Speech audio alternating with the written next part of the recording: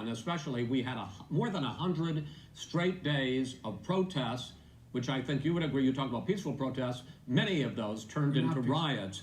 Mr. Vice President, you say that people who commit crimes should be held accountable. The question I have, though, is, as the Democratic nominee, and earlier tonight you said that you are the Democratic Party right now, have you ever called the Democratic mayor of Portland or the Democratic governor of Oregon and said, hey, you got to stop this, bring in the National Guard, do whatever it takes, but you'd stop the days and months of violence in Portland? I don't hold public office now. I am a former vice president. I've made it clear in my public statements that the violence should be prosecuted. It should be prosecuted, and anyone who commits it should be prosecuted. But you've never called for the people, the leader. Excuse me, sir. You have never called for the leaders in Portland and in Oregon to bring in the National Guard and knock off 100 days of riots. They can, in fact, take care of it if he just stay out of the way. Look here. Oh, really? Here, oh, really? Here's the thing. I sent in the U.S. Marshals to get the killer of the young man in the middle of the street, and they shot him. And for 3 days, President Trump Portland wouldn't do anything. I had to send in the U.S. Marshals, and they took care of business. Go ahead, sir. And by the way, you know, his own former spokesperson said, you know, riots and chaos and violence help his cause. That's what this is all about. I don't know who said that. I do. Who?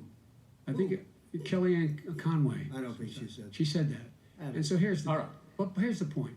The point is that that's what he is, keeps trying to rile everything up. He doesn't want to calm things down. Instead of going in and talking to people and saying, let's get everybody together, figure out how to deal with this. What's he do? He just pours gasoline in the fire constantly and every single solitary time. And to end this, button up this segment, I'm going to give you a minute to answer, sir.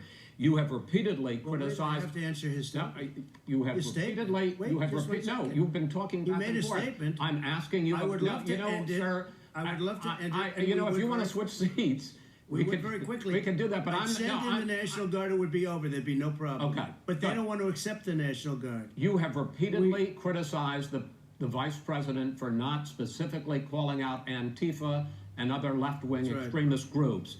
But are you willing tonight to condemn white supremacists and militia groups and to say that they need to stand down and not add to the violence in a number of these cities, as we saw in Kenosha and as we've seen in Portland? Sure, are you I'm prepared to specifically do it? Well, go ahead, sir. I would say almost everything I see is from the left wing, not from the right wing. So what are you saying? I'm willing to do anything. I want to see peace. Then do it, sir. Say it. Do it. Say it.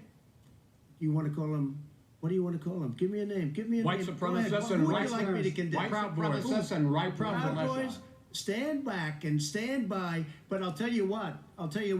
Somebody's got to do something about Antifa and the left, because this is not a right-wing problem. This is a left-wing. This is a left-wing problem. White supremacists. Antifa's an idea, not an organization. Oh, you got it. Not militia. That's what his FBI. His FBI director said. Well, then you know what? No, we're done, sir. We're moving on to the next.